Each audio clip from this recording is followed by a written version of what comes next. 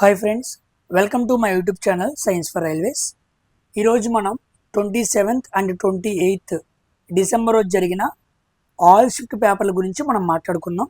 So అన్ని క్వశ్చన్స్లో గురించి కొన్ని వాటిని బయటికి తీసుకొచ్చి ఆ కొన్ని క్వశ్చన్స్ మాత్రమే నేను ఎక్స్ప్లెయిన్ చేస్తున్నాను. ఎందుకు అంటే కొన్ని చాలా ఈజీ క్వశ్చన్స్ అనేవి ఉన్నాయి. ఉదాహరణకి డిస్ప్లేస్మెంట్ అని చెప్పి చిన్న చిన్న క్వశ్చన్స్ అనేవి ఉన్నాయి.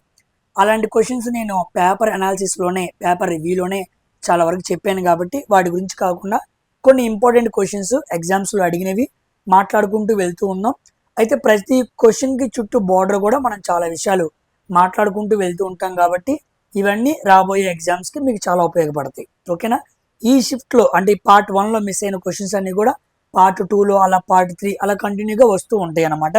సో ఆ ప్రీవియస్ పేపర్లో ఉన్న క్వశ్చన్స్ కన్నా ఇప్పుడు మనం మాట్లాడుకునే questions very very important.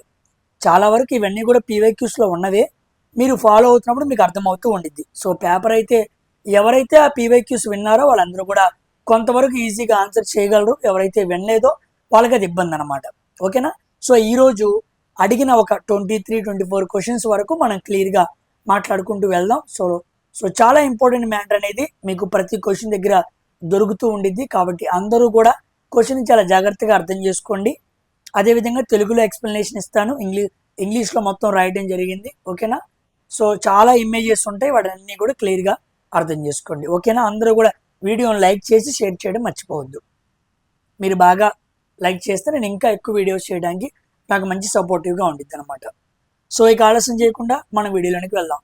Let's get into our video. Our first science question.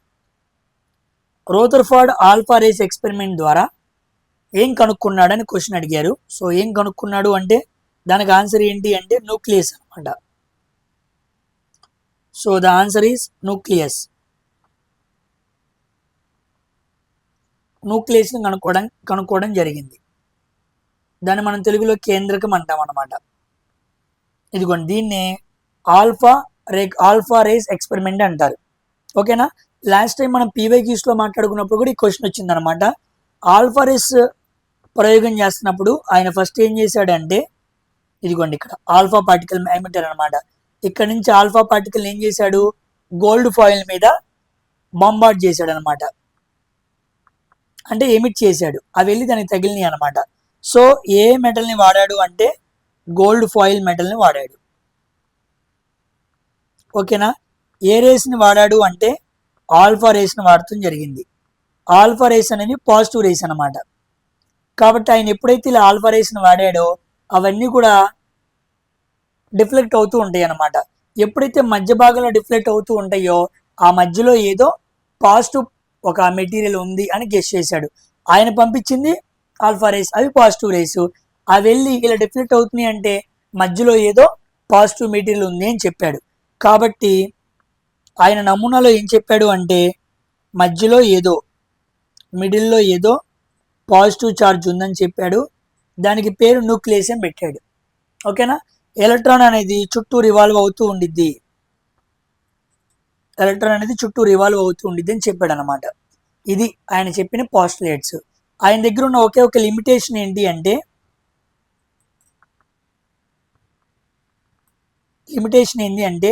తిరుగుతున్న ఎలక్ట్రాను రివాల్వ్ అవుతుందని చెప్పాడు కదా.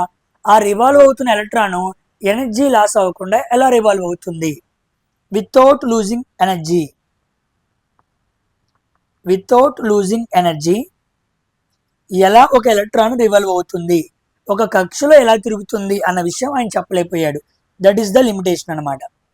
అంతే కదా, తిరుగుతున్న వస్తువు ఏదో రోజు ఆగిపోవాలి కదా, ఎందుకు ఆగలేదు అనే కారణం ఆయన చెప్పలేడు. ముందు రోజుల్లో ఈ రూదర్ఫర్డ్ గ్రహమండల నమూనాకి సంబంధించి ఎక్స్ప్లెయిన్ చేస్తున్నప్పుడు మిగతా పాయింట్స్ కూడా అడిగే అవకాశం ఉంది. ఓకేనా? సో ఇప్పటికైతే న్యూక్లియస్, ఆ మధ్యలో ఏ విషయాన్ని ఆయన కనుక్కున్నాడు అంటే న్యూక్లియస్ని ఆయన కనుక్కున్నాడు అనమాట. కమింగ్ టు, నేను చూపించేది మాత్రమే చూడండి, లేకపోతే మీరు మొత్తం కన్ఫ్యూజ్ అవుతారు. సెకండ్ క్వశ్చన్ ఏంటంటే డబుల్ డిస్ప్లేస్మెంట్ని అడిగాడు అనమాట. ఇదిగోండి, బేరియం క్లోరైడ్ Na2SO4 ఈ రెండింటికి చర్య జరిపినప్పుడు ఏం ఫామ్ అయింది అన్నాడు. ఇది కూడా పీవైక్యూ క్వశ్చన్ అనమాట. Barium sulphide and sodium chloride form అయింది. బేరియం సల్ఫైడ్ అనేది ఏంటి, ఒక వైట్ ప్రెసిపిటేట్ అనమాట. వైట్ ప్రెసిపిటేట్, అది కరగని తెల్లటి అవక్షేపం అనమాట. ఇది డబుల్ డిస్ప్లేస్మెంట్ రియాక్షన్. ఏ రియాక్షన్ అని అడిగాడు, డబుల్ డిస్ప్లేస్మెంట్. ఓకేనా. కమింగ్ టు థర్డ్ క్వశ్చన్, ఇది జాగ్రత్తగా వినండి, చాలా ఇంపార్టెంట్ కాన్సెప్ట్ ఉంది ఇక్కడ. వీక్ బేస్ని స్ట్రాంగ్ యాసిడ్ని కలిపినప్పుడు దాని పిహెచ్ వాల్యూ ఎంత ఉండిద్ది అని అడిగాడు. ఎంత అంటే పిహెచ్ వాల్యూ 7 అనమాట. ఎలా మనం చెప్పాలంటే ఇదిగోండి, ఇక్కడ స్ట్రాంగ్ యాసిడ్ ఉంది కాబట్టి వీక్ బేస్ కన్నా స్ట్రాంగ్ యాసిడ్ ఎక్కువ కాబట్టి పిహెచ్ వాల్యూ <7 అని చెప్పాలన్నమాట. అలా కాకుండా రేపు ఎప్పుడైనా స్ట్రాంగ్ బేస్ వీక్ యాసిడ్ ఇచ్చాడు అనుకోండి, ఇదిగోండి బేసిక్కి స్ట్రాంగ్ బేస్ అన్నాడు కాబట్టి పిహెచ్ వాల్యూ <7 ఉండిద్ది. అలా కాకుండా రేపు ఎప్పుడైనా స్ట్రాంగ్ బేస్ స్ట్రాంగ్ యాసిడ్ అన్నాడు అనుకోండి, అప్పుడు పిహెచ్ వాల్యూ 7 ఉండిద్ది అనమాట. వాడు ఏది ఇస్తున్నాడో నువ్వు అది చూడాలి. ఉదాహరణకి ఇక్కడ మనం చూసామనుకోండి, ఇదిగోండి వీక్ బేస్ అంటే అమోనియం హైడ్రాక్సైడ్, OH ఉంది కాబట్టి అది బేస్ అనమాట. ఇక్కడ acid strong acid, so weak base strong acid మనకేం ఫామ్ అవ్వాలి, సాల్ట్ ఫామ్ అవ్వాలి. ఆ సాల్ట్ని ఇక్కడ మనం ఏమంటాం, దీన్ని బేసిక్ సాల్ట్ అనాలి, సారీ ఏసిడిక్ సాల్ట్ అనాలన్నమాట. ఏసిడిక్ సాల్ట్ ఎందుకు, స్ట్రాంగ్ యాసిడ్ ఉంది కాబట్టి ఫామ్ అయ్యే యాసిడ్ ఏమనాలి, ఏసిడిక్ సాల్ట్ అనాలి. ఓకేనా. దాని పిహెచ్ వాల్యూ ఎలా ఉండిద్ది, <7 ఉండిద్ది అనమాట. ఓకేనా. ఇప్పుడు ఇంకో ఎగ్జాంపుల్ చూసామనుకోండి, ఇదిగోండి స్ట్రాంగ్ బేస్, ఇదేమో వీక్ యాసిడ్ అనమాట. సో ఇక్కడ స్ట్రాంగ్ బేస్ తీసుకున్నాం, వీక్ యాసిడ్ H2SO3, దీన్ని కార్బోనిక్ యాసిడ్ అంటారు. దీన్ని సోడా వాటర్ అని కూడా పిలుస్తూ ఉంటారు. ఓకేనా. కార్బన్ డైఆక్సైడ్ తీసుకొని వాటర్తో కలిపామనుకోండి, అప్పుడు వచ్చేది H2CO3 కార్బోనిక్ యాసిడ్. ఈ రెండు జరిపినప్పుడు ఇక్కడ కూడా మనకేమొచ్చింది, సాల్ట్ వచ్చింది. దీన్ని ఏమనాలి, బేసిక్ సాల్ట్ అనాలి. దీన్ని మనం సోడియం కార్బోనేట్ లేదా వాషింగ్ సోడా అంటాం, అది ఒక రకమైన బేసిక్ సాల్ట్. ఇక్కడ వాటర్ అనమాట. ఎప్పుడైనా గుర్తుపెట్టుకోండి, యాసిడ్ బేస్ రియాక్షన్ జరిపితే సాల్ట్తో పాటు ఏమొచ్చింది, వాటర్ వచ్చింది. ఇది రెండో కండిషన్. ఇప్పుడు మూడో condition, strong base strong acid రెండు స్ట్రాంగే, అప్పుడు ఏమైంది, పిహెచ్ వాల్యూ 7 అయింది. ఉదాహరణకి NaOH strong base, HCl strong acid, ఏమైంది, NaCl H2O ఫామ్ అయింది. ఓకేనా, పాయింట్ మీకు అర్థమైందా. కాబట్టి ఈ మూడు కండిషన్ ఇంపార్టెంటే, weak base strong acid, strong base weak acid, strong base strong acid. దీని పిహెచ్ వాల్యూ 7, దీని పిహెచ్ వాల్యూ <7, ఇక్కడ <7. ఇక్కడేమో ఎసిడిక్ సాల్ట్, ఇక్కడేమో బేసిక్ సాల్ట్, ఇక్కడేమో న్యూట్రల్ సాల్ట్ అంటారు. దీన్ని ఏమనాలి అంటే న్యూట్రల్ సాల్ట్ అనాలి. సాల్ట్లో 3 రకాలు ఉంటాయి, acidic salt, basic salt, neutral salt, అదనమాట. సో థర్డ్ క్వశ్చన్ దగ్గర మీరు నేర్చుకోవాల్సిన ఎక్స్ట్రా ఇన్ఫర్మేషన్ మొత్తం ఇదనమాట. రేపు ఇలా అడిగినప్పుడు ఆ మిగతా కండిషన్స్ కూడా నెక్స్ట్ వచ్చే ఎగ్జామ్స్లో అడిగే అవకాశం ఉంది. అవి కూడా స్టేట్మెంట్ ఆధారంగా అడుగుతాడనమాట. సో వాటి బోర్డర్, వాటి చుట్టూ మొత్తం మాట్లాడేస్తాను, అప్పుడు మీకు క్లారిటీ వచ్చింది. కాదు నాకు ఇంకా తెలియాలి అనుకున్నప్పుడు మీరు NCERT బుక్ ఓపెన్ చేసుకుని జాగ్రత్తగా చూస్తే క్లియర్గా అర్థమైపోయింది. ఓకేనమ్మా. Coming to fourth question, metals available in free state అని అడిగాడు. ఇది కూడా PYQ క్వశ్చనే, మనం మాట్లాడుకున్నాం. సో నేటివ్ మెటల్స్ అంటారు, అంటే అవైలబుల్గా ఫ్రీ స్టేట్లో ఉన్నప్పుడు, అంటే మనం వాటిని ఎక్కువ ప్యూరిఫికేషన్ చేయడానికి మనం ఎక్కువ రిడక్షన్ మెథడ్స్ వాడాల్సిన పనేమీ లేదు. అలా వచ్చేది గోల్డ్, సిల్వరు, ప్లాటినం, వాటిని నేటివ్ మెటల్స్ అంటారు లేదా ఫ్రీ స్టేట్ మెటల్స్ అంటారు. ఓకేనా. మెటల్స్ గురించి ఇంకా కొన్ని క్వశ్చన్స్ అడిగాడు, అవి నేను నెక్స్ట్ పార్ట్లో మాట్లాడతాను. డిస్టిలేషన్ అని చెప్పి, అర్థమైందా, స్మెల్టింగ్, రిడక్షన్, ఇలా కొన్ని పదాలు వచ్చినాయి అనమాట. అవి కూడా పిల్లలు నాతో చెప్పారు, గుర్తుంది. అది నేను నెక్స్ట్ పార్ట్లో మాట్లాడతాను. ఇక్కడికైతే ఈ క్వశ్చన్ గుర్తుపెట్టుకోండి. ఓకేనా. ఫిఫ్త్ క్వశ్చన్ ఇక్కడ చూడండి, సౌండ్ అనే టాపిక్ నుంచి మంచి క్వశ్చన్ అడిగాడు. యాంప్లిట్యూడ్ పెంచితే లౌడ్నెస్ ఏమైంది అని అడిగాడు. యాంప్లిట్యూడ్ పెంచితే లౌడ్నెస్ ఏమైంది అన్నాడు. సౌండ్కి కొన్ని రకాల లక్షణాలు ఉన్నాయి అన్నమాట. ఒకటి యాంప్లిట్యూడ్, రెండోది ఫ్రీక్వెన్సీ, మూడోది క్వాలిటీ, నాలుగోది ఇంటెన్సిటీ. ఈ 4 సౌండ్కు ఉండే క్యారెక్టరిస్టిక్స్ అనమాట, లక్షణాలు. యాంప్లిట్యూడ్ అంటే అర్థమైంది అంటే లౌడ్నెస్ అనమాట. లౌడ్నెస్ బాగా పెంచు అన్నాం అనుకోండి, వేవ్ యొక్క యాంప్లిట్యూడ్ పెంచాలి. ఓకేనా, దాన్ని వాట్ పర్ మీటర్లో కొలుస్తారు. గుర్తుపెట్టుకోండి, లౌడ్నెస్ వేరు, ఇంటెన్సిటీ వేరు. శబ్ద తీవ్రత వేరు, తీవ్రత వేరు. తెలుగులో తీవ్రత అంటారు, దాన్ని శబ్ద తీవ్రత అంటారు. లౌడ్నెస్ వేరు, ఇంటెన్సిటీ వేరు. దీనికి వాట్ పర్ మీటర్ యూనిట్స్ అనమాట, కానీ దీనికి వాట్ పర్ మీటర్ స్క్వేర్. ఒక ఏరియాలో ఎంత పవర్ ఎనర్జీ ట్రాన్స్మిట్ అయింది అని చెప్పటం ఇదనమాట. ఒక లెంత్ ఆధారంగా మాట్లాడుకుంటే ఏమో ఇదనమాట. ఓకేనా, కాబట్టి యాంప్లిట్యూడ్ పెంచడనుకోండి లౌడ్నెస్ పెరిగిద్ది, యాంప్లిట్యూడ్ తగ్గించడనుకోండి లౌడ్నెస్ తగ్గిద్ది. కాబట్టి యాంప్లిట్యూడ్ పెంచితే లౌడ్నెస్ పెరిగిద్ది అనేది డైరెక్ట్లీ ప్రపోర్షనల్ అనమాట. కమింగ్ టు ఫ్రీక్వెన్సీ దగ్గరికి వచ్చామనుకోండి, ఫ్రీక్వెన్సీ ఎక్కువ ఉందనుకోండి పిచ్ ఎక్కువ ఉన్నట్టు. కాబట్టి హై పిచ్కి హై ఫ్రీక్వెన్సీ, లో పిచ్కి లో ఫ్రీక్వెన్సీ అని గుర్తుపెట్టుకోవాలి. నెక్స్ట్ క్వాలిటీ అంటే అర్థం ఏంటి అంటే, క్వాలిటీలో నోట్ అని ఉండిద్ది, టోన్ అని ఉండిద్ది. టోన్ అంటే ఏంటంటే సింగిల్ ఫ్రీక్వెన్సీ, నోట్ అంటే అర్థం ఏంటి అంటే మల్టిపుల్ ఫ్రీక్వెన్సీ. ఓకేనా, ఉదాహరణకి సరిగమ పదనిస, ఏ సింగర్ అయినా బాగా సింగ్ చేస్తున్నాడు అనుకున్నప్పుడు ఆ వ్యక్తి యొక్క క్వాలిటీని చెక్ చేస్తాడు. అంటే సా అనే రాగాన్ని చక్కగా పలకయ్య అంటాడు, అప్పుడు వాడు సా అంటుంటాడు. అంటే ఒక సింగిల్ ఫ్రీక్వెన్సీని చెక్ చేస్తారు. తర్వాత మల్టిపుల్ ఫ్రీక్వెన్సీ, సరిగమ పదనిస అన్నిటినీ కలిపి పాడాలన్నమాట, దాన్ని టోన్ అంటారు, నోట్ అంటారు. సింగిల్ ఫ్రీక్వెన్సీ ఏమో టోను, మల్టిపుల్ ఫ్రీక్వెన్సీ ఏమో నోటు. ఈ రెండు చెక్ చేశారనుకోండి అప్పుడు క్వాలిటీ చెక్ చేసినట్టు. కాబట్టి సౌండ్కి యాంప్లిట్యూడ్, ఫ్రీక్వెన్సీ, క్వాలిటీ, ఇంటెన్సిటీ ఇవన్నీ లక్షణాలు. వీటి మీద రాబోయే ఎగ్జామ్స్లో క్వశ్చన్స్ పడే అవకాశాలు ఉన్నాయి. ఇప్పుడైతే యాంప్లిట్యూడ్ పెంచితే లౌడ్నెస్ ఏమైద్ది అన్నాడు, ఏమైద్ది పెరిగిద్ది. రెండు ఎలా ఉంటాయి, డైరెక్ట్లీ ప్రొపోర్షనల్గా ఉంటాయి అన్నమాట. ఓకేనా, క్లారిటీ వచ్చిందా? తర్వాత ఇక్కడ మీరు నేర్చుకోవాల్సిన ఇంకో విషయం ఏముంది అంటే ఫ్యాక్టర్స్ ఎఫెక్టింగ్ సౌండ్ని ప్రభావితం చేసే అంశాలు కొన్ని ఉన్నాయి. ఉదాహరణకి టెంపరేచర్ పెంచామనుకోండి సౌండ్ స్పీడ్ పెరిగిద్ది, ప్రెషర్ పెంచామనుకోండి no change in the speed. ప్రెషర్ని మనం ఏ విధంగా మార్చినా సరే స్పీడ్లో ఎటువంటి మార్పు ఉండదు, ఎప్పుడు టెంపరేచర్ కాన్స్టెంట్గా ఉన్నప్పుడు. చాలామంది ఈ ఫ్యాక్టర్ పట్టించుకోరు, దీన్ని మనం పట్టించుకోవాలి. ప్రెషర్కి సౌండ్కి సంబంధం లేదు అని అక్కడితో ఆపకూడదు. కాన్స్టెంట్ టెంపరేచర్ దగ్గర ప్రెషర్ని మార్చిన no change in speed of the సౌండ్లో ఎటువంటి మార్పు ఉండదు. కాబట్టి ప్రెషర్కి దీనికి సంబంధం ఉండదు అని గుర్తుపెట్టుకోండి. ఎప్పుడు అంటే టెంపరేచర్ కాన్స్టెంట్గా ఉండాలి. తర్వాత హ్యూమిడ్ ఎయిర్ అంటే తడిగాలి. ఓకేనా, తడిగాలిలో స్పీడ్ ఎలా ఉండిద్ది, hire the speed, H for H అలా గుర్తుపెట్టుకోండి. డ్రై ఎయిర్ పొడిగాలిలో స్పీడ్ ఎలా ఉండిద్ది, స్లోయర్గా ఉండిద్ది అనమాట. ఓకేనా, స్లోయర్గా ఉండిద్ది అంటే తక్కువ స్పీడ్తో ఉండిద్ది. కాబట్టి తడిగాలిలో వెలాసిటీ ఆఫ్ స్పీడ్ ఎక్కువ, సౌండ్ ఎక్కువ. పొడిగాలిలో సౌండ్ చాలా తక్కువ అని గుర్తుపెట్టుకోండి. ఓకేనా, చాలామంది కన్ఫ్యూజ్ అవుతూ ఉంటారు. తడిగాలి అనగానే చాలామంది కన్ఫ్యూజ్ అయ్యే అవకాశం ఉండిద్ది. కాబట్టి అందుకే హెచ్ ఇవన్నీ కూడా గుర్తుపెట్టుకోండి.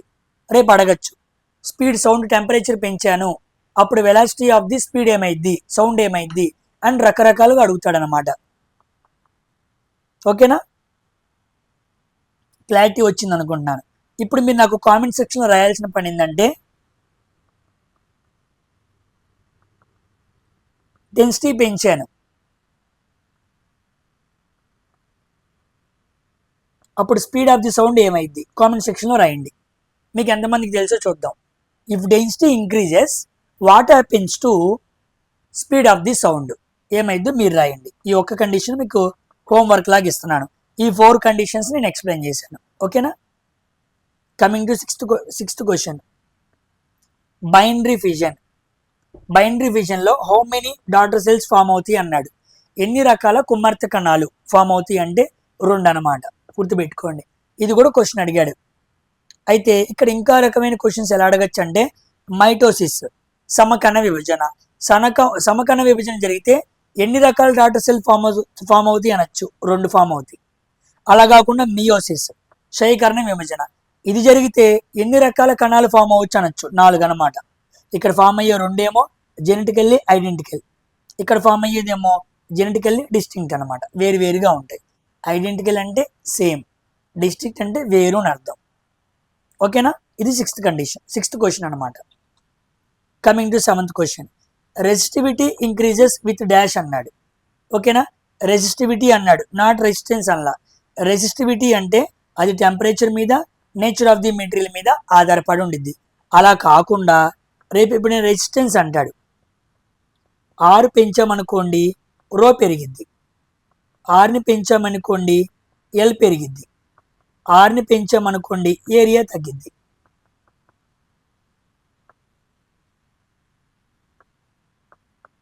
ఏరియా తగ్గింది. ఈ 3 కండిషన్స్ కూడా గుర్తుపెట్టుకోండి. ఫార్ములా బేస్డ్ మీద క్వశ్చన్స్ అడుగుతూ ఉన్నాడు. సో రెసిస్టెన్స్ పెంచితే రెసిస్టివిటీ పెరిగిద్ది, డైరెక్ట్లీ ప్రపోర్షనల్ అనమాట.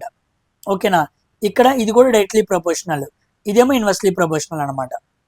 సో ఇదేంటి, ఇది రెసిస్టివిటీ, అది దేని మీద ఆధారపడిద్ది అంటే టెంపరేచర్ మీద, నేచర్ ఆఫ్ ది మెటీరియల్ మీద ఆధారపడుతూ ఉండిద్ది.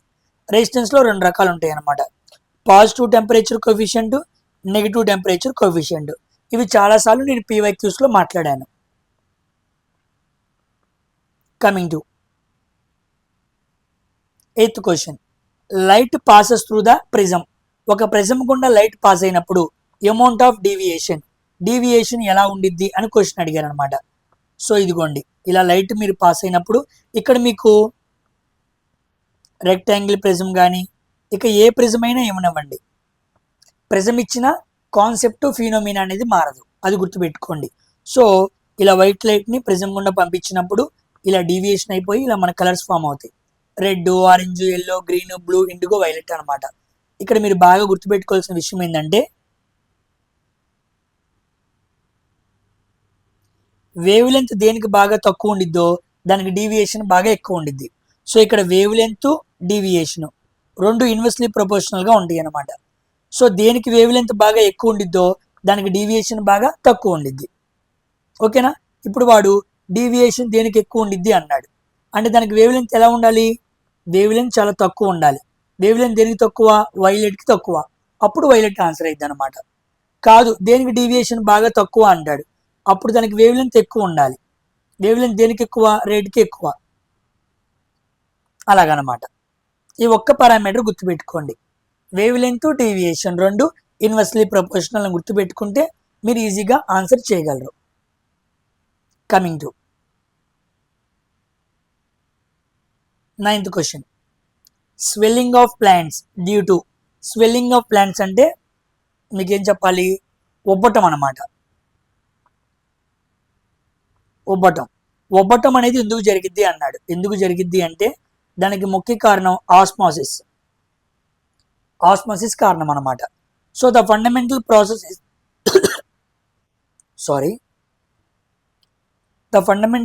Is the movement of water into out of the cell. కణం లోపలికి వాటర్ రావటం, కణం నుంచి వాటర్ వెళ్ళిపోవటం, ఇలాంటి పద్ధతుల్ని ఆస్మాసిస్ అంటారు. కణం లోపలికి వాటర్ వచ్చిందనుకో దాన్ని ఎండో ఆస్మాసిస్ అంటారు. కణం నుంచి వాటర్ బయటికి వెళ్ళిపోయింది అనుకోండి దాన్ని ఎక్సో ఆస్మాసిస్ అంటారు. ఓకేనా, కణం లోపలికి మోర్ వాటర్ వచ్చింది అనుకోండి దాన్ని టర్గిడ్ అంటే ఉబ్బటం అంటారు తెలుగులో. అలా కాకుండా కణంలో నుంచి వాటర్ బయటకు వెళ్ళిపోయింది అనుకోండి లెస్ వాటర్, దాన్ని ఫ్లాసిడ్ అంటారు అంటే ష్రింక్ అవడం అనమాట. ఒకటేమో స్వెల్, కణం లోపలికి వాటర్ ఎక్కువగా వస్తే స్వెల్ అయింది, దాన్ని ఉబ్బటం, అసలైన భాషలో టర్గిడ్ అంటారు.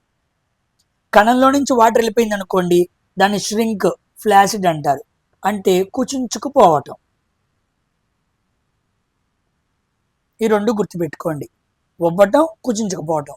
Endo osmosis, exo osmosis. ఇది ఎప్పుడు జరిగిద్ది, వాటర్ కణంలోనికి రావటం, కణంలో నుంచి వాటర్ వెళ్ళిపోవటం, ఈ కండిషన్ జరుగుతాయి అన్నమాట. సో స్వెల్లింగ్ అంటే ఇక్కడ మనం ఏం చెప్పాలి, ఎండో ఆస్మోసిస్ చెప్పాలి. అది లేదనుకోండి ఆస్మోసిస్ అని పెట్టేస్తే సరిపోయింది.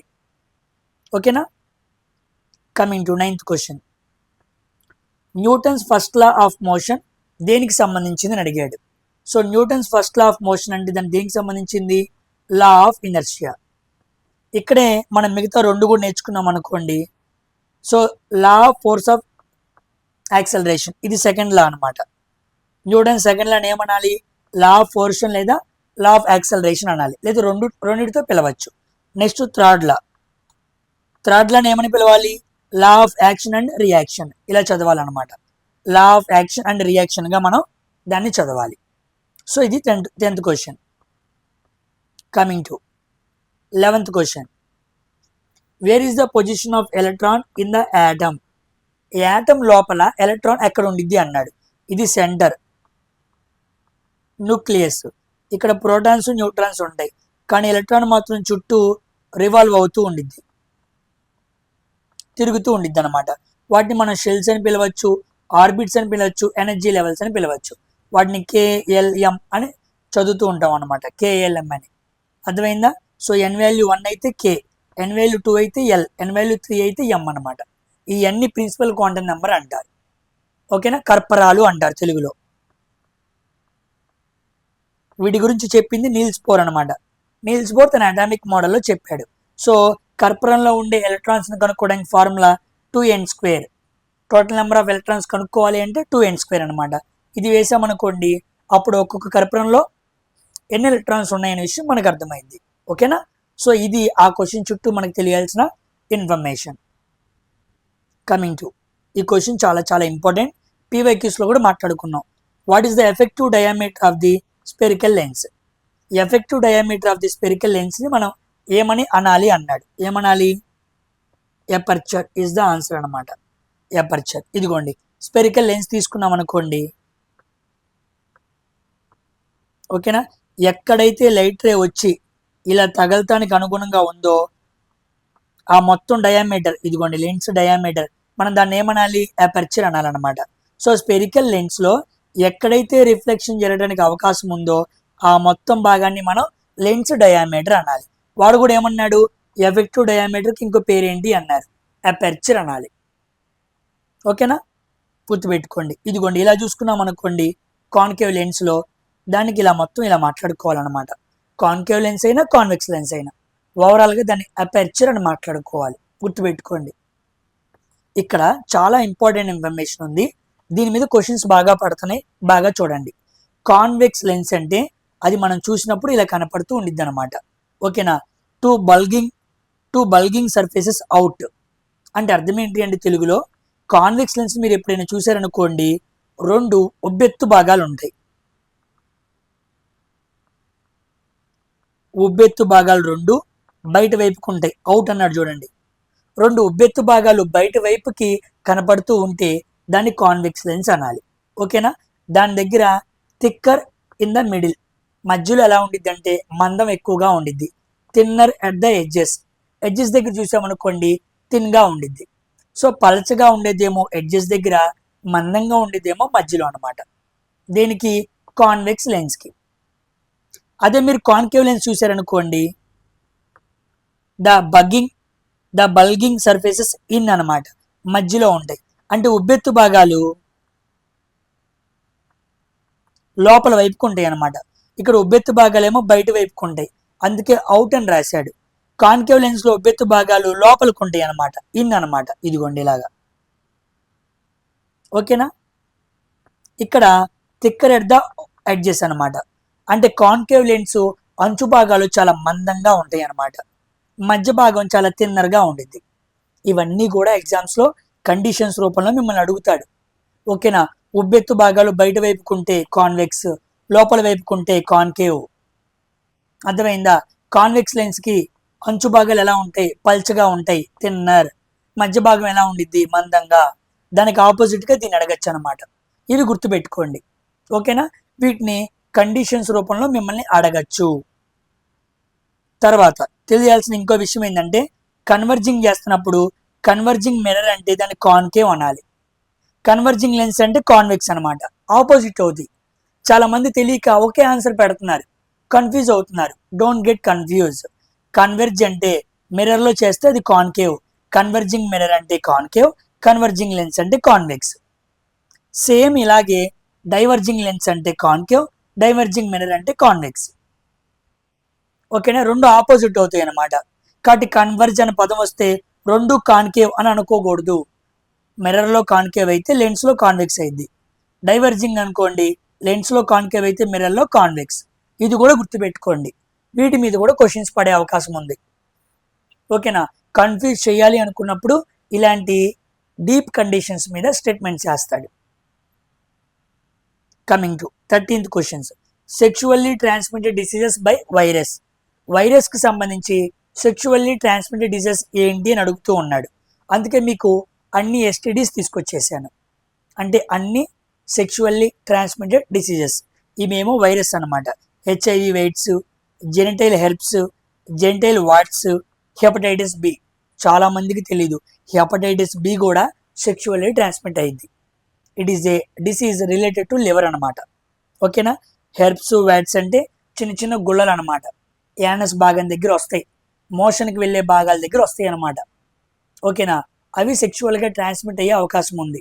వెన్ యూ సెక్షువల్లీ ఇంటర్కోర్స్ చేస్తున్నప్పుడు, పార్ట్నర్తో కలుస్తున్నప్పుడు, ఇలాంటి రోగాలు ఉన్నప్పుడు ఆ మీటింగ్ అనేది జరగకూడదు. ఒకవేళ జరిగింది అనుకోండి, పురుషుల నుంచి స్త్రీలకి, స్త్రీల నుంచి పురుషులకి ట్రాన్స్మిట్ అయ్యే అవకాశాలు ఉన్నాయి. ఇవన్నీ వైరస్ అనమాట. ఓకేనా, బ్యాక్టీరియా అంటే ఒకటేమో సిఫిలిస్, గనేరియా, క్లామిడియా, క్యాంక్రాయిడ్. ఇవన్నీ కూడా బ్యాక్టీరియా ద్వారా సెక్షువల్లీ ట్రాన్స్మిట్ అయ్యే డిసీజెస్. గుర్తుపెట్టుకోండి, ఈ 4 ఏమో బ్యాక్టీరియా, ఈ 4 ఏమో వైరస్ అనమాట. ఇప్పుడు మీరు ఆన్సర్ ఈజీగా ఆన్సర్ చేయొచ్చు. ఈ 4 కాకుండా ఏదో ఈ 3 ఇస్తాడు, దీన్ని ఒకటి ఇస్తాడు అనమాట. అలా ఎలాగైనా అడగచ్చు. సో వైరస్ అన్నాడు కాబట్టి ఇవి ఆన్సర్ అవ్వాలి. ఓకేనా, coming to 14th question. Statement of the buoyant force based on Archimedes principle. Buoyant force మీద ఆర్కిమెడిస్ ప్రిన్సిపల్ ఆధారంగా ఒక స్టేట్మెంట్ ఇచ్చి క్వశ్చన్ అడుగుతూ ఉంటాడు. ఆర్కిమెడిస్ ప్రిన్సిపల్కి సంబంధించి కరెక్ట్ డెఫినేషన్ ఏంటి అని చూడండి. Archimedes principle states that body immersed in a fluid experiences an upward force equal to the weight of the fluid అన్నాడు. అంటే అర్థమైందంటే, ఒక వస్తువుని ద్రవంలో పూర్తిగా లేదా పాక్షికంగా ముంచినప్పుడు అది స్థానభ్రంశం చెందిన ద్రవం యొక్క బరువుకి సమానమైన పైకి నెట్టే శక్తిని పొందుతూ ఉండిద్ది. ఎగ్జాంపుల్, ఒక రాయి ఉంది, ఒక బరువు ఉంది, కేజీ బరువు. ఆ బరువుని నీళ్ళల్లో వేసావు. నీళ్ళల్లో వేయగానే ఎంతో కొంత నీరు బయటకు వచ్చింది. ఇదిగోండి, బయటకు వచ్చిందా లేదా? ఓకేనా, ఇక్కడేమో 7 చూపిస్తుంది క్లాక్లో. ఎప్పుడైతే రాయి బయటకు వేసామో ఇక్కడ ఎంత చూపిస్తుంది? 4 చూపిస్తుంది. 7లోంచి 4 తీస్తే ఎంత? 3 లీటర్ల వాటర్ ఏమైపోయింది? బయటకు వెళ్ళిపోయింది. అంటే ఎంత బరువు కిందకి పడిందో అంతే బరువు వాటర్ ఏమైపోయింది? డిస్ప్లేస్ అయిపోయింది. ఓకేనా, అంతే బరువు ఏమైంది? ఫోర్స్ బయటికి నెట్టిద్ది అనమాట. ఇదిగోండి, 3 లీటర్ల వాటర్ బయటకు వచ్చినప్పుడు అంతే 3 లీటర్ల వాటర్ ఏమైపోయింది? ఆ వస్తువు మీద ప్రెషర్ కింద నుంచి బయటికి నెడుతూ ఉండిద్ది. దాన్నే అప్వర్డ్ ఫోర్స్ అన్నాడు. కాబట్టి వస్తువుని ద్రవంలో పాక్షికంగా ముంచినప్పుడు అది కొంత వాటర్ని స్థానభ్రంశం చేసింది. ఆ వాటర్ బయటకు వెళ్ళిపోయింది. ఎంత వాటర్ బయటకు వెళ్ళిపోయిందో అంతే ఫోర్సు, ఎందుకంటే వెయిట్ కూడా ఒక రకమైన ఫోర్సే కదా. ఆ వెయిట్కి సమానమైన ఫోర్సు ఆ వస్తువు మీద పై వైపుగా పనిచేస్తూ ఉండిద్ది. దాన్నే ఆర్కిమెడిస్ ప్రిన్సిపల్ అంటారు.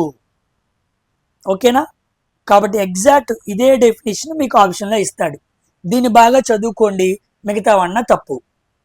ఓకేనా, కాబట్టి body immersed in a fluid experiences A upward force equal to wait of the fluid displaces. స్థానభ్రంశం చేసిన ద్రవం యొక్క ఫోర్స్కి సమానం అని గుర్తుపెట్టుకోండి. ఇంకా ఎగ్జాంపుల్స్ ఇదిగోండి. ఆర్కిమెడిస్ ప్రిన్సిపల్ మీద ముందు షిఫ్ట్లో ఎగ్జాంపుల్స్ అడగచ్చు.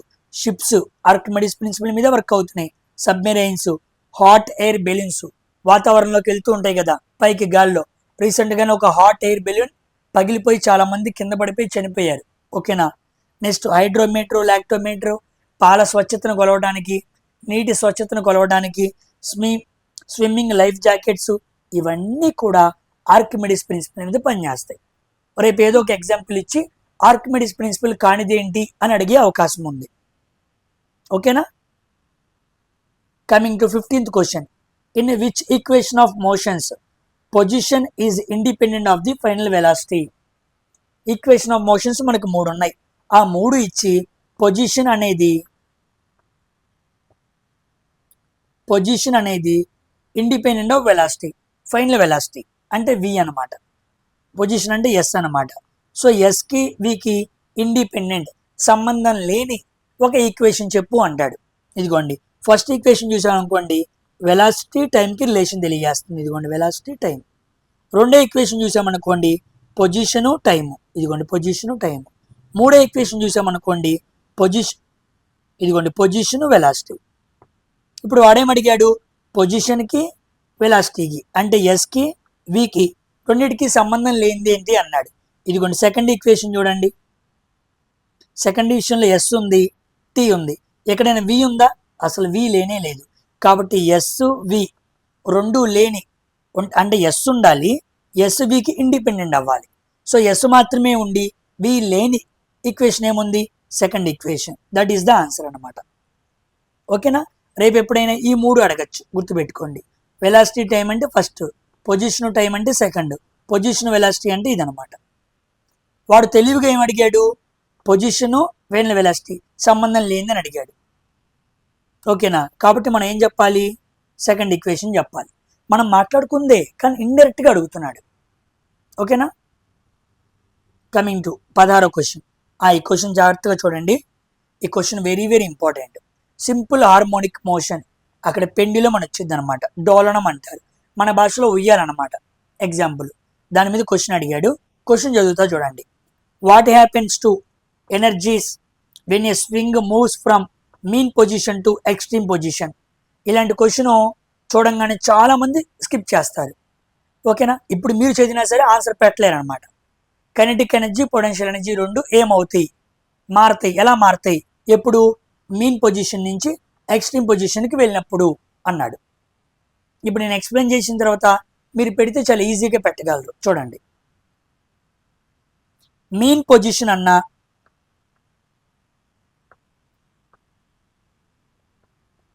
రెస్ట్ పొజిషన్ అన్నా, ఈక్వలింగ్ పొజిషన్ అన్నా, మిడిల్ పొజిషన్ అన్నా ఒకటే అనమాట. సో రెస్ట్ పొజిషన్ అన్నా, ఈక్వలింగ్ అన్నా, మిడిల్ అన్నా ఒకటే. ఓకేనా? పాయింట్ మీకు అర్థమైందా? కాబట్టి ఇప్పుడు ఈ 3 మీన్ పొజిషన్కి సమానం అనమాట. మీన్ పొజిషన్ దగ్గర ఎప్పుడైనా ఆ డోలనానికి కైనెటిక్ ఎనర్జీ మ్యాక్సిమం ఉండిద్ది, పొటెన్షియల్ ఎనర్జీ మినిమం ఉండిద్ది. గుర్తుపెట్టుకోండి. ఇప్పుడు మీన్ పొజిషన్ నుంచి నువ్వు ఎక్స్ట్రీమ్కి అటుగాని ఇటుగాని వెళ్ళావు అనుకో, ఈ ఎక్స్ట్రీమ్ పొజిషన్లో కైనెటిక్ ఎనర్జీ మినిమంగా ఉండిద్ది, పొటెన్షియల్ ఎనర్జీ మ్యాక్సిమంగా ఉండిద్ది. సో మీన్ పొజిషన్లో ఇలా, ఎక్స్ట్రీమ్ పొజిషన్లో ఇలా. ఇప్పుడు వాడేమన్నాడు? మీన్ పొజిషన్ నుంచి ఎక్స్ట్రీమ్ పొజిషన్కి వెళ్ళమన్నాడు. అంతేనా కాదా? జాగ్రత్తగా చూడు. మీన్ పొజిషన్ నుంచి ఎక్స్ట్రీమ్ పొజిషన్కి వెళ్ళామనుకో, కైనెటిక్ ఎనర్జీ ఏమైంది? తగ్గింది. మీన్ పొజిషన్ నుంచి ఎక్స్ట్రీమ్ పొజిషన్ వెళ్తున్నప్పుడు పొటెన్షియల్ ఎనర్జీ ఏమైంది? పెరిగింది. సో ఆన్సర్ ఏంటి? కైనెటిక్ ఎనర్జీ తగ్గిద్ది, పొటెన్షియల్ ఎనర్జీ పెరిగిద్ది. మీకు 4 ఆప్షన్స్ ఇస్తాడనమాట. ఒకటి తగ్గింది, ఒకటి పెరిగింది, ఒకటి పెరిగింది, ఇంకోటి తగ్గింది. కన్ఫ్యూజ్ చేస్తాడు. క్లారిటీగా ఉండాలన్నమాట. ఇక్కడ మ్యాక్సిమం, ఇక్కడ మినిమం. అంటే మీన్ నుంచి ఎక్స్ట్రీమ్ వెళ్తే కైనెటిక్ ఎనర్జీ తగ్గిద్ది. ఇదిగోండి, అలా ఆన్సర్ చేయాలన్నమాట. ఇది మనకి సింపుల్ హార్మోనిక్ మోషన్ ఉండిద్ది అనమాట. ఓకేనా? మోషన్ గురించి ఇంకా క్వశ్చన్స్ అడిగాడు. సర్క్యులర్ మోషన్, యూనిఫామ్ మోషన్ అని క్వశ్చన్స్ చెప్పారు పిల్లలు. నేను నెక్స్ట్ పార్ట్లో మాట్లాడతాను. ఓకేనా? క్వశ్చన్ ఎక్కడ మిస్ అవ్వదు, అన్నీ రాసి పెట్టాను. వాటికి తగ్గట్టుగా మంచిగా ఫ్రేమ్ చేసి క్లియర్గా కాన్సెప్ట్ని ఎక్స్ప్లెయిన్ చేస్తాను. ఇబ్బంది పడాల్సిన పని ఏమీ లేదు. ఓకేనా? అయితే టైంకి అనుగుణంగా ఒక పార్ట్ అందించాలి కాబట్టి, పిల్లలు ఎగ్జామ్కి ప్రిపేర్ అవుతూ ఉంటారు కాబట్టి కొన్ని క్వశ్చన్స్ని వేరు చేసి వాటికి తగ్గ కాన్సెప్ట్స్ మాట్లాడుతున్నాను. ఓకేనా?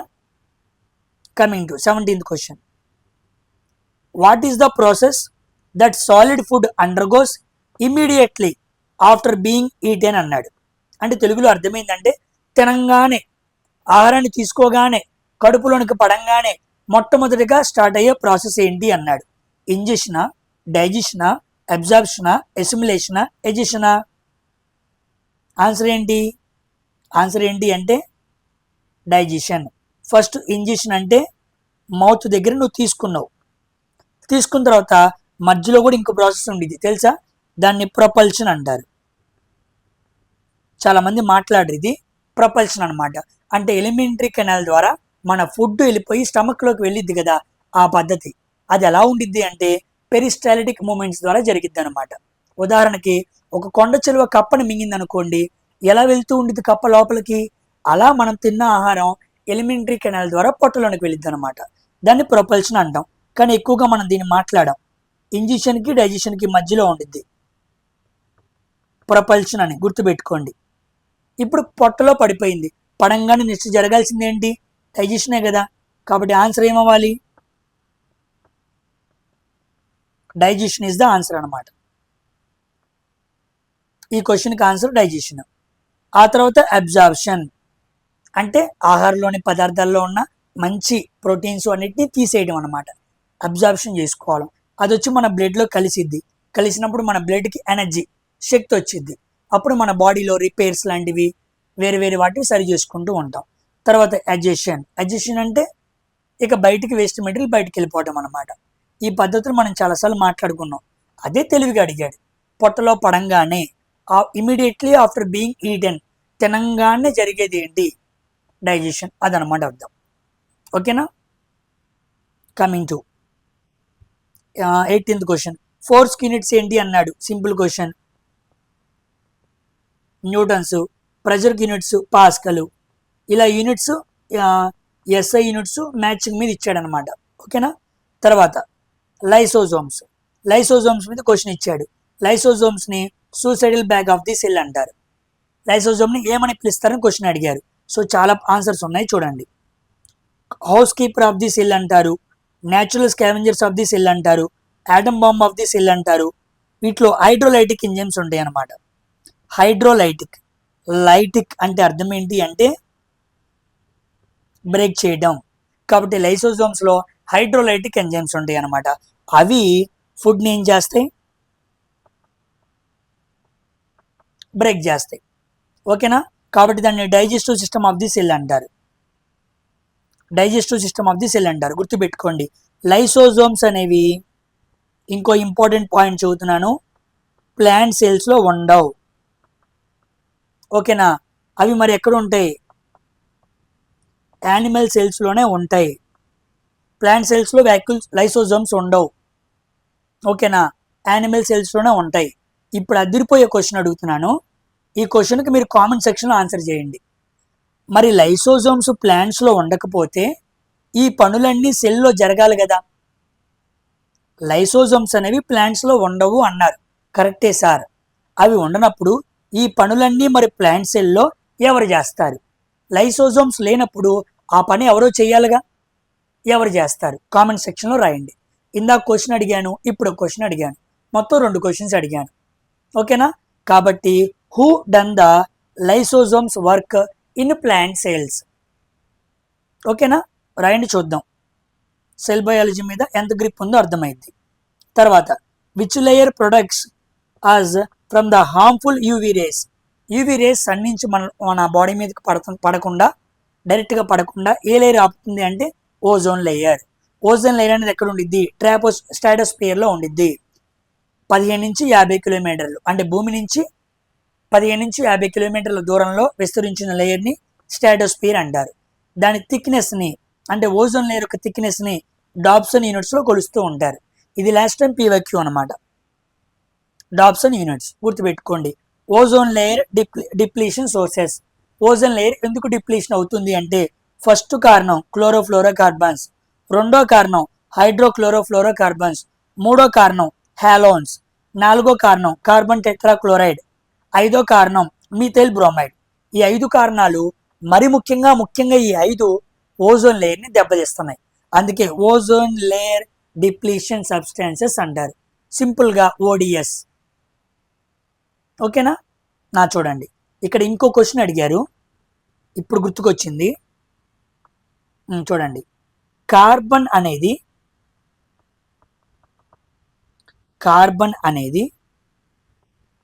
4 బాండ్స్ని ఫామ్ చేసింది, అవునా కదా. ఈ 4 బాండ్స్ సేమ్ మాలిక్యూల్తో చేస్తుందా, డిఫరెంట్ మాలిక్యూల్తో చేస్తుందా అని క్వశ్చన్ అడిగాడంట. ఒక అబ్బాయి ఎక్స్ప్లెయిన్ చేశాడు, కార్బన్ అనేది 4 బాండ్స్ ఫామ్ చేసింది క్యాటనేషన్ ద్వారా, టెట్రావాలెన్సీ ఉంది. అయితే అది సేమ్ మాలిక్యూలా డిఫరెంట్ మాలిక్యూలా అన్నాడు. చూడండి ఇక్కడే చెబుతాను. ఇది కార్బన్, హైడ్రోజను, హైడ్రోజను, హైడ్రోజను, 4 ఏ మాలిక్యూల్స్ ఉన్నాయి, హైడ్రోజన్ మాలిక్యూల్సే ఉన్నాయా లేదా? ఇప్పుడు ఇంకోలా చూడండి, ఈ ఎగ్జాంపుల్ తీసుకుందాం. CCl4 కార్బను, ఇక్కడ Cl, ఇక్కడ Cl, ఇక్కడ Cl, ఇక్కడ Cl, ఇక్కడ కూడా కార్బను సేమ్ మాలిక్యూల్స్తోనే అన్ని బాండ్స్ని ఫామ్ చేస్తుంది. కాబట్టి ఎప్పుడైనా కార్బన్ 4 బాండ్స్ని ఫామ్ చేస్తున్నప్పుడు సేమ్ మాలిక్యూల్తోనే చేసిద్ది. సేమ్ మాలిక్యూల్తో చేయడానికి ఎక్కువ అవకాశాలు ఉంటాయి. ఓకేనా? అది అనమాట ఆ క్వశ్చన్కి ఆన్సర్. ఇది చూడంగానే CCl4ని చూడంగానే నాకు ఆ క్వశ్చన్ గుర్తుకొచ్చింది, అందుకే నేను ఎక్స్ప్లెయిన్ చేశాను. ఓకేనా? ఇలా నాకు చెప్పిన ప్రతి క్వశ్చన్ ముందు నేను స్క్రీన్ మీద రాసేసుకుంటా, అర్థమైందా? ఆ తర్వాత కరెక్ట్గా దాన్ని క్వశ్చన్గా ఫ్రేమ్ చేసి ఆ చుట్టూ ఇన్ఫర్మేషన్ మీకు రాసి ఎక్స్ప్లెయిన్ చేస్తున్నాను. దట్ టేక్స్ టైం కదా, అందుకే కాస్త లేట్గా వస్తుంది. అది అయితే వచ్చింది ఒక ఫుల్ కాన్సెప్టే. ఇప్పుడు చూడండి ఎంత కాన్సెప్ట్ మాట్లాడుకున్నాం. కాబట్టి నేను క్వశ్చన్ మాత్రమే రాసేసి ఒక పీడిఎఫ్లో మీకు పంపించేయడం, ఇట్ ఈస్ సింపుల్, ఈజీ. అది అందరూ చేసే పని, మనకు అసలు చేయడం అసలు కుదరని పని. అట్లా క్వశ్చన్ రాసి నాకు వదలబుద్ధి కాదు. దాని దగ్గర ఏదో ఒక విషయాన్ని, పిల్లోడికి కొత్త విషయాన్ని నేర్పించి ఇక అక్కడ ఎలా చదువుకోవాలనే విషయం నేర్పించి పంపించాలి. అప్పుడు వాడు బుక్ తీసుకొని దగ్గర పెట్టుకొని చదువుకుంటాడు, దానివల్ల వాడికి యూస్ఫుల్ ఉండిద్ది. నా ఆలోచన అదనమాట. అందుకే నేను ఇలా మాట్లాడటానికి ప్రిఫర్ చేస్తాను. ఓకేనా? కమింగ్ టు ఈ క్వశ్చన్ చూడండి, మస్తు క్వశ్చన్ అనమాట. ఈ క్వశ్చన్ కూడా మంచిగా అడిగాడు. Which tissue part mainly responsible for photosynthesis అన్నాడు. నేను కూడా ఎక్స్ప్లెయిన్ చేసినప్పుడు ఫోటోసింథసిస్ అంటే ఏం చెప్పాలి? ఫోటోసింథసిస్ జరిగేది ఏ టిష్యూలో? ప్యారెన్కైమా పెట్టేయచ్చు, లేదా లోపలికి వెళ్తే క్లోరెన్కైమా అదైనా పెట్టేయచ్చు. కానీ క్వశ్చన్ ఆప్షన్స్లో ఈ రెండు లేవంట. అర్థమైందా? అప్పుడు అర్థమైంది లోపలికి వెళ్ళి అడిగాడని. ఇప్పుడు ఎక్స్ప్లెయిన్ చేస్తున్నాను, జాగ్రత్తగా చూడండి. సామాన్యంగా ప్యారెన్కైమా లోపల క్లోరెన్కైమా ఉండిద్ది, క్లోరెన్కైమా లోపల మీసోఫిల్ అనే భాగం ఉండిద్ది. Location of leaf chlorenchyma tissue. ఒక లీఫ్ లోపల క్లోరెన్కైమా టిష్యూ దగ్గర మీసోఫిల్ అనే భాగం ఉండిద్ది, క్లోరోఫిల్ భాగం ఉండిద్ది. మనకి క్లోరోఫిల్ తెలుసు, క్లోరెన్కైమా తెలుసు, ప్యారెన్కైమా తెలుసు. ఎటొచ్చి ఈ మీసోఫిల్ అనే భాగమే తెలియదు. వాడు కూడా క్వశ్చన్ దాని మీదే వేసాడు. ఓకేనా? జాగ్రత్తగా చూడండి. ప్యాలిసేడ్ మీసోఫిల్, స్పాంజీ మీసోఫిల్ అనే 2 భాగాలు ఉంటాయి ఈ మీసోఫిల్లో. ఈ మీసోఫిల్ ప్యారెన్కైమా లోపల ఉండిద్ది. ప్యారెన్కైమా లోపల కోలెన్కైమా ఉండిద్ది. కోలెన్కైమా లోపల ఉండే భాగమే మీసోఫిల్ అనమాట. ఓకేనా? ఇప్పుడు ఇక్కడ ప్యాలిసేడ్ మీసోఫిల్, స్పాంజీ మీసోఫిల్ ఇలా 2 భాగాలు ఉంటాయి. జాగ్రత్తగా గమనిస్తే ఇది upper surface of the leaf, ఒక ఆకు భాగంలో అప్పర్ సర్ఫేస్లో ఉండిద్ది అనమాట. ఏంటది?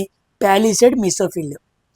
దీని కింద situated below the palisade layer, irregularly shaped cells have larger air spaces between them. అంటే ప్యాలిసేడ్ మీసోఫిల్ కిందే ఏముండిద్ది అంటే స్పాంజీ మీసోఫిల్ ఉండిద్ది. ఓకేనా? ఈ ప్యాలిసేడ్ మీసోఫిల్లో క్లోరోఫిల్ ఉండిద్ది. ఆ క్లోరోఫిల్ మ్యాక్సిమం లైట్ని అబ్జార్బ్ చేసుకుండిద్ది. తెలుసా క్లోరోఫిల్కి ఉండే గుణం ఏంటో తెలుసా? క్లోరోఫిల్కి ఉండే గుణం ఏంటి అంటే it absorbs, it captures more light. ఎక్కువ లైట్ని క్యాప్చరింగ్ చేయగలిగిన క్యాపబిలిటీ క్లోరోఫిల్లో ఉంది. అందుకే సి ఫర్ క్యాప్చర్ అని గుర్తుపెట్టుకోండి. ఓకేనా? అది ఎక్కువ లైట్ని తీసుకుంటేనే ఆ లైట్ సమక్షంలో ఫుడ్ తయారయ్యి లైట్ ఎనర్జీ కెమికల్ ఎనర్జీగా మారిద్ది. ఓకేనా? కాబట్టి మ్యాక్సిమం లైట్ని అబ్జర్వ్ చేసుకోవాలి అంటే ఈ మీసోఫిల్ లోపల క్లోరోఫిల్ ఉండిద్ది. దాన్ని ప్యాలిసేడ్ మీసోఫిల్ అంటారు. ఇప్పుడు ఆప్షన్లో ఏమి ఇచ్చాడు అంటే ఇది ఇచ్చాడనమాట, ప్యాలిసేడ్ మీసోఫిల్. అది ఆన్సర్. ప్యాలిసేడ్ మీసోఫిల్ టిష్యూ అని ఇచ్చాడనమాట. ప్యారెన్కైమా టిష్యూ అని ఇవ్వలేదు, క్లోరెన్కైమా టిష్యూ అని ఇవ్వలేదు. ప్యాలిసేడ్ మీసోఫిల్ టిష్యూ అని ఇచ్చాడు. గుర్తుపెట్టుకోండి, 2 ఇవ్వచ్చు లేదా ఒకటైనా ఇవ్వచ్చు. ప్యాలిసేడ్ కిందనే స్పాంజీ ఉండిద్ది. ఇదేమో మ్యాక్సిమం లైట్ అబ్జర్ప్షన్ చేసుకోవడం అని చెప్పావు. మరి ఇది ఎందుకు? గ్యాస్ ఎక్స్చేంజ్ కోసం. మరి గ్యాస్ల ఎక్స్చేంజ్ జరగాలి కదా, జరిగితేనే కదా ప్లాంట్స్ CO2ని తీసుకొని ఆక్సిజన్ని వేస్ట్ ప్రోడక్ట్గా బయటకు పంపిస్తాయి. ఆ ఎక్స్చేంజ్ ఆఫ్ గ్యాసెస్ జరగాలి అంటే స్పాంజీ మీసోఫిల్ ఉండాలి. అంటే లోపల ఎయిర్ స్పేసెస్ ఎక్కువ ఉండాలి. ఎయిర్ స్పేసెస్ ఎక్కువ ఉంటేనే ఎక్స్చేంజ్ ఆఫ్ గ్యాసెస్ జరిగిద్ది అనమాట. ఇది కాన్సెప్ట్. ఓకేనా? మంచి క్వశ్చన్ అనమాట. ఇప్పటి వరకు ప్యారెంకైమా, క్లోరెంకైమా, క్లోరోఫిల్ అనే విషయమే తెలుసు. ఇక్కడి నుంచి రిమెంబర్ చేసుకోండి, మీసోఫిల్, ప్యాలిసేడ్, మీసోఫిల్. ఓకేనా? సో మనం ఎక్కడైతే ఆపుతున్నామో, ఎక్కడైతే మనం చాలు అనుకుంటున్నామో వాడు బియాండ్ వెళ్తున్నాడు, అంతకు మించి వెళ్తున్నాడు. అంతకు మించి చదవగలిగిన వాడే చాలా క్లారిటీగా పెట్టగలడు. అక్కడితో చాలు అనుకున్నవాడు పెట్టలేడు. ఇది సింపుల్ లాజిక్ అనమాట ఎగ్జామ్స్ క్వాలిఫై అవటానికి. కమింగ్ టు ఇదిగోండి, ఈ 2 క్వశ్చన్స్ కూడా ప్రీవియస్గా మనం మాట్లాడుకున్నవే. Lead nitrate is heated with which brown gas will release అన్నాడు. ఎన్నిసార్లు మాట్లాడుకున్నాం, ఎన్ని PVQsలో చెప్పాను. ఇదిగోండి, లెడ్ నైట్ అంటే Pb3NO3 ట్రైస్, PbNO3 ట్రైస్ అనమాట. దాన్ని హీట్ చేస్తే lead oxide yellow colour, nitrogen dioxide gas అది రెడ్డిష్ బ్రౌన్, ఆక్సిజన్ గ్యాస్ వచ్చింది అనమాట. ఓకేనా? నైట్రోజన్ డైఆక్సైడ్ గుర్తుపెట్టుకోండి. హడావుల్లో చాలా మంది నైట్రోజన్ గ్యాస్ అనొచ్చు. నైట్రోజన్ గ్యాస్ కాదు, nitrogen gas colourless gas.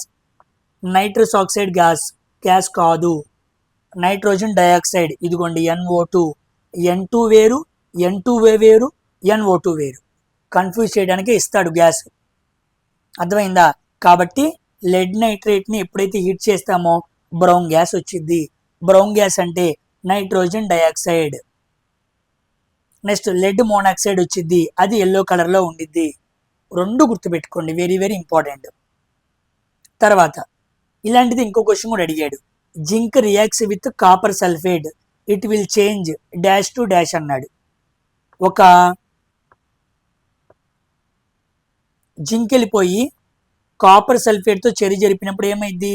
Double displacement reaction అనమాట. ఈ కాపర్ సల్ఫేట్ దీని దగ్గరికి వెళ్ళిపోయింది, అప్పుడు జింక్ సల్ఫేట్ కాపర్గా ఫామ్ అయింది. అయితే ఇప్పుడు వాడు రియాక్షన్స్ కలర్స్ అడిగాడు. ఇది అందరికీ తెలిసిపోయింది కదా, కలర్స్ అడుగుతున్నాడు. ఇలాంటి వాటి మీద మాట్లాడతాను. కలర్స్ కొన్ని చెప్పి రియాక్షన్స్ చెబుతాను. నేను యాసిడ్ అండ్ బేసెస్ ఎక్స్ప్లెయిన్ చేసినప్పుడు చెబుతాను. దాని మీద ఒక చిన్న వీడియో మాట్లాడదాం అనుకుంటున్నాను, అక్కడ మీకు క్లారిటీ వచ్చింది. ఇక్కడ చూడండి, సామాన్యంగా కాపర్ సల్ఫేట్కి ఉండే రియాక్షన్ ఏంటి? Blue reaction. కాబట్టి ఇక్కడ బ్లూ కాస్త కలర్లెస్గా మారిపోయింది అనమాట. ఓకేనా? కాబట్టి దీనికేమో బ్లూ కలర్ ఉండిద్ది. ఇది జింక్ సల్ఫేట్గా మారిపోగానే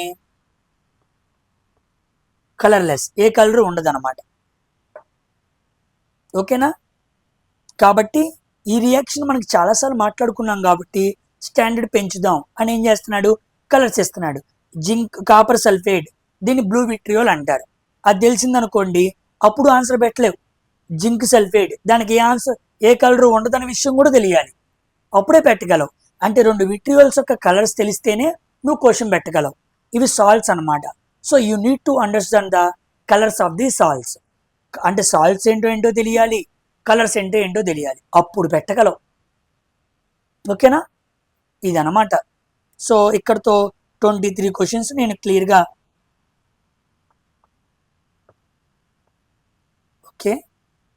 23 క్వశ్చన్స్ క్లియర్గా మాట్లాడాను.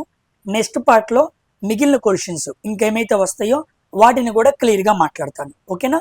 సో అందరూ కూడా వీడియోని లైక్ చేసి షేర్ చేయడం మర్చిపోవద్దు. సో ఇంత నాలెడ్జ్ని అంతా ఒక చోటకి చేర్చి మొత్తం పెడతామంటే it is not a easy issue, అది మీకు తెలుసు. కాబట్టి ఇంత వర్క్ చేస్తున్నప్పుడు మీ నుంచి సపోర్ట్ కావాలంటే మీరు బాగా వీడియోని హైప్ చేసి లైక్ చేయడం మర్చిపోవద్దు. మీరు ఎక్కడైతే చదువుకుంటున్నారో, మీరు మీ ఫ్రెండ్స్ ఎవరైతే చదువుకున్నారో ఆ గ్రూప్స్లో కానీ అక్కడ కూడా అన్నిటినీ వీడియోని షేర్ చేస్తూ ఉండండి. ఓకేనా? సో అనాలిసిస్ వీడియోస్ వస్తూనే ఉంటాయి, ఇలాంటి ఎక్స్పెక్టెడ్ కాన్సెప్ట్స్ క్వశ్చన్స్ కూడా వస్తూనే ఉంటాయి. రెండింటినీ ప్యారల్గా చదువుకుంటూ వెళ్ళి మంచిగా సైన్స్లో స్కోర్ చేయండి. ఓకేనా? నెక్స్ట్ వీడియోలో కలుద్దాం. బాయ్.